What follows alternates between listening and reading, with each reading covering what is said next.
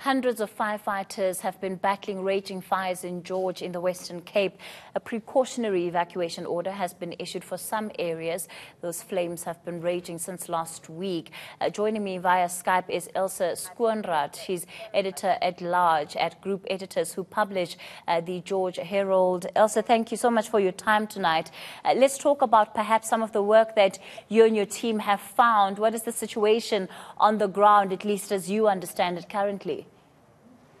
It has calmed down a bit. This afternoon, a few drops fell, which was like absolute godsend. Incredible heat, incredible, sort of winds and rage this afternoon, not helping at all. In Blanco and Golden Valley, which is the informal settlement area there, everyone had to be evacuated, and it's caused major traffic jams. People to the north of northern parts of George also had to evacuate their homes. A few homes were damaged in Fernridge, a suburb which is at the bottom of the Outeniqua Mountains, but they weren't razed to the ground. But it was really a very scary fight. The journalists, including me, we all rushed to our homes because, large parts of George were warned to maybe get ready to evacuate, even if it's just as a precautionary measure. The choppers couldn't fly because of the incredible smog, the smoke, and just, the visibility was so poor that the choppers, the aerial support, couldn't be utilized. They had two fixed-wing aircraft on standby, and they had choppers, and they had a spotter plane, but these couldn't be used. They started flying about, I would say, an hour ago, because they can only fly until, light lasts, because a wind had come and luckily had, moved some of the smoke and so on up back into the mountain as well as the flames. Because if that didn't happen, I think we would have had a massive inferno on hand in George today. Have you ever seen fires rage that badly in that particular side of town?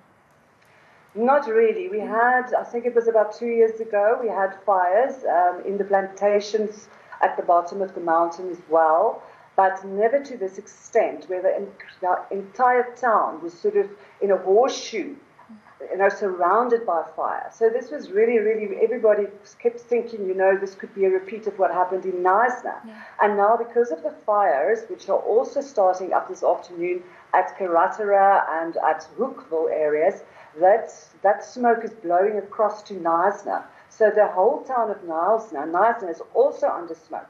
So that is really terrible for those people because even though the message is don't panic, we've got everything under control, you can imagine what those people went through last year and the thousands of homes lost and so on. That is their biggest fear. But the fire department, they are saying that we shouldn't panic and that things are under control and that the choppers are doing their job at the moment. And then just another thing, we've had yesterday they couldn't fly and today they couldn't fly because of poor visibility. But on Saturday, when the fire was up in the mountain and it had started at Hookville and it was starting to spread down the slopes of the Outeniqua Mountains towards George, it was a perfect wind-still day with stunning visibility. We don't understand why the choppers weren't sent in then, why aerial support wasn't there to, actually prevent this, what could have turned into a massive disaster and can still, it can still happen. But luckily rain is predicted for tomorrow. And from your experience and at least seeing the firefighters, earlier we heard on eNCA that about 400 personnel have been deployed to that part of town to help fight this fire. Is that enough, given the extent of what they're having to do, at least from your first-hand insight and knowledge of having to see what it looks like on the ground there?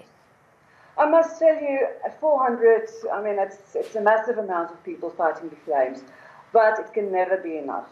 Because if you see those fires raging, ground crews then sometimes can't get close enough to do their job in any case. Whether you've got 400 or 4,000, it's just too dangerous, and the heat is incredible. I was in Vermaaklikheid now with the recent fires last week. I was on the scene there, and they had to take away the ground crews and it was broad daylight. Choppers could then at least still do their job, but the ground crews couldn't because it's just too dangerous because the wind changes direction so often that you can get isolated and in the way of a fire column And yes, it's just that then they actually withdrew the people. But I do think 400, yes, that was enough, but the question begs to be answered, why didn't they send in the aerial support on Saturday? And we hope to give you an answer from the George Herald side sooner rather than later. All right, fantastic. Thank you so much for sharing all of that with us and even your experiences there. Certainly we'll be hearing more from Ilse Schoonraad. She's the editor-at-large at Group Editors, and they publish the George Herald.